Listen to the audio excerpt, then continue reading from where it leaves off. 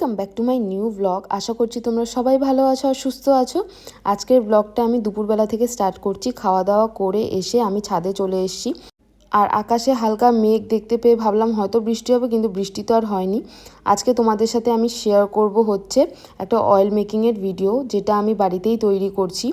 প্রথমেই আমাদের গাছ থেকে 3-4টে ডাল ভেঙে নিয়েছি কারি পাতার। মোটামুটি 3টে বড় বড় ডাল নিলেই হয়ে যাবে, কারণ এগুলো তো সেরকম বড় ডাল হয় না, পাতলা পাতলা গায়ের সাথেই লেগে থাকে ডালগুলো।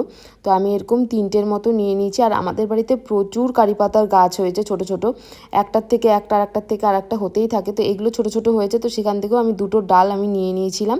তারপরে যা যা লাগবে সেটা আমি তোমাদের সাথে শেয়ার করছি। তারপরে নিয়েছিলাম মেথি, কালো জিরে, 2টো জবা ফুল, গাছের 2টো জবা ফুলই হয়েছিল তাই জন্য এই 2টোই নিয়েছি। আর নারকেল তেল নিয়েছি, আর তার সাথে যেটা ছিল কারি পাতা সেটা তো নিয়েইছি। আর তোমরা যে কোনো ব্র্যান্ডের নারকেল তেল নিতে পারো। আমরা এই শালিমার নারকেল তেলটা ছোটোবেলা থেকে ইউজ করি, তো আমার বেশ ভালো লাগে। তারপর আর কি, প্যানে ভালো মতো অনেকখানি তেল দিয়ে নিয়েছিলাম। আমি হাফ কৌটোর মতো তেল দিয়েছিলাম, আর এখানে আমি অল্প কোয়ান্টিটিতে বানাচ্ছি।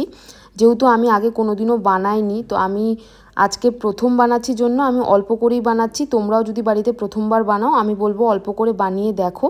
তারপর যদি ভালো লেগে থাকে তারপরে আবার একটা নেক্সট ব্যাচ বানিয়ে নিতে পারবে। আর তোমরা এটার সাথে পেঁয়াজও তোমরা ইউজ করতে পারো। আমার দিদুন যেহেতু নিরামিষ খায়, ওই জন্য পেঁয়াজ আমাদের বাড়িতে ইউজ হয় না, তাই জন্য আমি পেঁয়াজ কোনো রকমভাবেই ইউজ করিনি এই তেলটাতে। পেঁয়াজ ব্যবহার করলে আরও বেশি ভালো হবে। আর এখানে সবগুলো একে একে আমি দিয়ে দিয়েছিলাম। তেলটা হালকা গরম করে নিয়ে একে একে সব কিছু দিয়ে নিয়েছিলাম। আর এটাকে একদম স্লোলি কিছুক্ষণ ধরে নাড়াচাড়া করে যেতে লাগবে, যেন এটা প্রথমেই না পড়ে, আর একদম হালকা হিটে রাখতে হবে।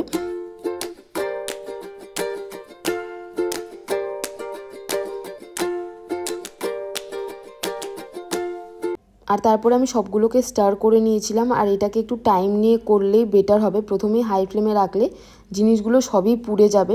তো তোমরাও একবার বাড়িতে কিন্তু ট্রাই করতে ভুলো না, আর অবশ্যই আমাকে জানাবে কেমন হয়েছে। আর আমিও তোমাদের সাথে শেয়ার করব আমি ইউজ করার পরে যে কেমন কি রেজাল্ট পেলাম। আমি কিপ ওয়ার্ম মোডে রেখেছিলাম, যেন জিনিসটা যেন পুড়ে না যায়।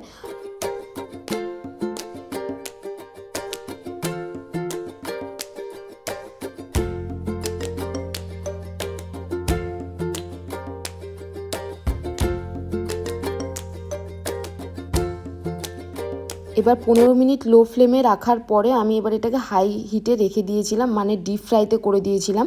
তো এবার জিনিসটাকে ভালো মতো একটু কালো হয়ে আসবে, আর একটু রঙটাও চেঞ্জ হয়ে যাবে তেলের।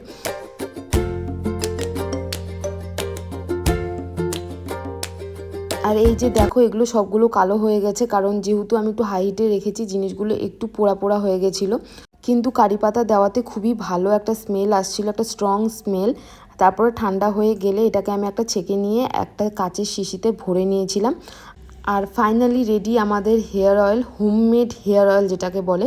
আমি প্রথমবার বাড়িতে ট্রাই করলাম, তোমরাও কিন্তু ট্রাই করো, আর অবশ্যই আমাকে জানাতে ভুলো না। দেখা হচ্ছে পরের একটা ব্লগে।